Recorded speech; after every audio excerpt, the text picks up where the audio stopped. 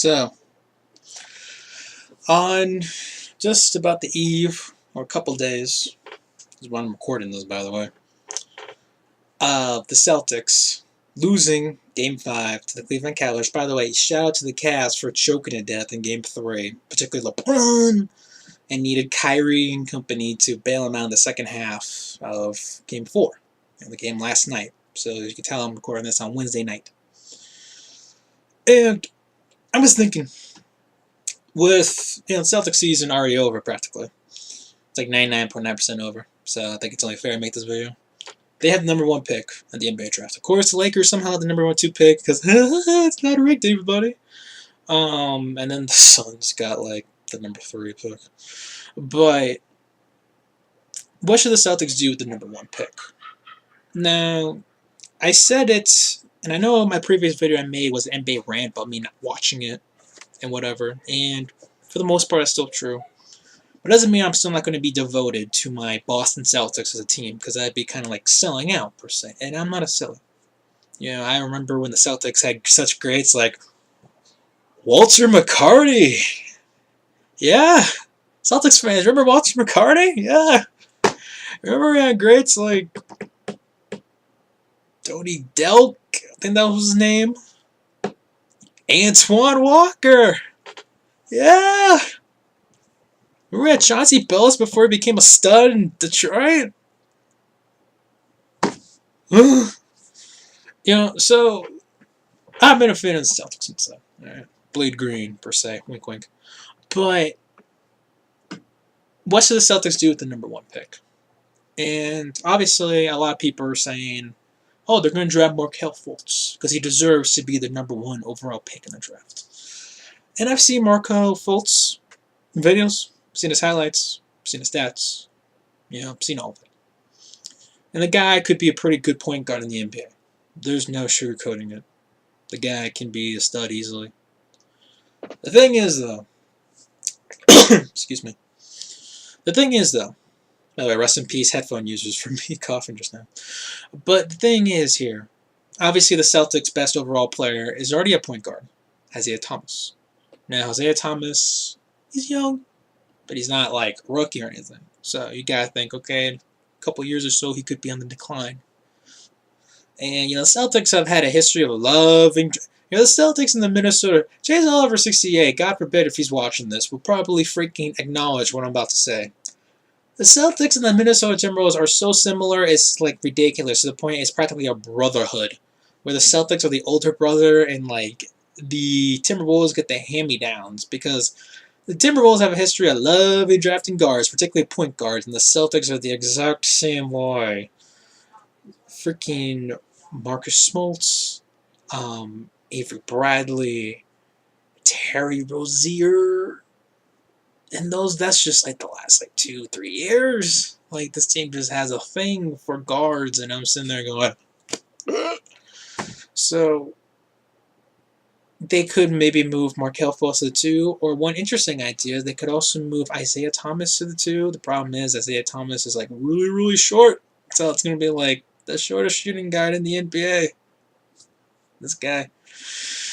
So, I know Celtics fans are going to be going, Avery Bradley! Yeah, he's good for a game, like a really good game once every 15 games. Like, he's a good solid defender. He can hit some threes. I see him as like a poor man's version of like Rip Hamilton, Richard Hamilton back when he was with the Pistons, of course. Now with the Bulls, and his career just went new. But that's just me. And the Celtics obviously have other needs as well, particularly the forward spot. Small forward, power forward. I really wish we didn't overpay Al Horford, MJ Sports Entertainment. I know you're laughing your ass off if you're listening to this right now, but anywho. But hey, you guys might get Lonzo Ball, so good luck with that. But the other possibility is Celtics. I mean, obviously Brad Stevens being a former head coach with one Gordon Hayward of the Utah Jazz. And then, obviously a lot of Celtics fans want Gordon Hayward to be on the Celtics. Listen, Gordon Hayward's a solid player, but he does not deserve a max contract. We already know what that's like. We already gave Al Horford a max contract. And I know Gordon Hayward is younger than Al Horford, but Gordon Hayward's a guy that averages like 22 points. He's not a guy that you sign and the Cleveland Cavaliers are going to go, oh my god, we're scared. Or, God forbid, if the Celtics were in the finals, the Golden State Warriors are going to be like, oh yeah, lol, Curry, Thompson, Durant, hi. So, Zaza Pachulia injuring everybody, and Draymond Green just kicking everybody in the gonads because he's not a dirty player, right, Warrior fans? But,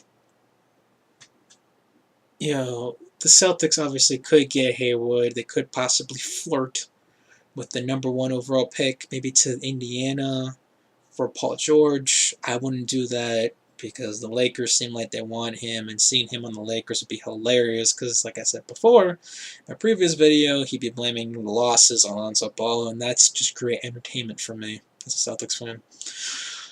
Because we all know the Lakers are just a reality TV show right there.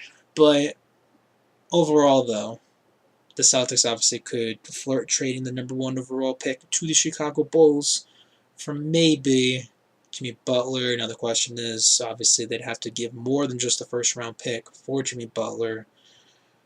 Maybe Jaylen Brown and Marcus Smart. I have absolutely no idea how that package deal would work. But, I'm not Chris Broussard. That's like LeBron James saying every 3 seconds and getting a hard on because, God forbid, Chris Broussard doesn't get a hard on. You even notice some reporters, I know this is off subject real quick, but you even notice how some reporters get hard ons for players when they talk over teams? It's like Chris Broussard, LeBron, Buster Only, the Yankees, and it's disgusting. like I'm a big Boston boy, but I'm not gonna be like, oh my god, Brady. There's times where I look at Tom Brady and I'm like, dude, what the hell are you doing? So, unbiased is the point I'm trying to make here. But back to the Celtics' future. There's various scenarios, obviously, Danny Ainge can go to. And people want to say, oh, Danny Ainge is a genius. He got the number 1 seed. Can we let the number 1 seed go? All right, it was a fluke that the Celtics got the number 1 seed. All right, they deserved, at best, the number 3 or 2 seed, not the 1. Because we all know, as I mentioned before, the Cleveland Cavaliers decided to the final month of the season, so the Celtics somehow capitalized on that just cause. And, it's not like the Danny Ainge has been drafting studs as of late, because, my God, Marcus Smart, he had 1 good game, and, I've seen Celtics fans bowing down. Kelly Olynyk is the most inconsistent player I've ever seen in my life, and it's really depressing to see. This guy can drop 27 points and freaking 14 rebounds 1 game, and the next game he'll give you 6 points, 3 rebounds, and 5 turnovers, and it's like, who are you? So, I don't know. I mean, don't even get me started on Jaylen Brown. The guy's athletic as hell, and he could dunk like crazy, but that's it. I don't want a poor man's Ricky Davis. There's another great Celtics name for you, Celtics fan. Ricky Davis. The only problem is at least Ricky Davis at times could hit threes. This guy is not a good 3-point shooter. So, but anywho, and of course I believe I could be wrong too, but the Celtics also have the number 1 overall pick of the Brooklyn Nets next season as well. And I don't picture the Nets doing all that great, unless they just magically turn that team around with a bunch of good signings, which I highly doubt. Because remember, like I said before, it's just the Cavs and the Warriors that get the good players. Everybody else just gets the crappy leftovers, really. So, isn't the NBA great? Amazing. But anywho, that's it for me, I suppose. I mean, the Celtics could go either way, of course. But I think the realistic way, I think they probably will draft Markelle Fultz. That's a more realistic route because Danny Ainge is cheap. He doesn't want to go out and trade for a star player like a Jimmy Butler or Paul George that might actually have some close to a threat to the Cavaliers compared to Gordon Hayward. I'm not bashing Gordon Hayward because I can see it right now. Dude, you're bashing Gordon Hayward. You suck. No, I'm not bashing Gordon Hayward. He's a good, solid player. He's just not a guy that I think that other, elite teams would be necessarily scared of. But that's it for me. Hope you guys enjoyed this video.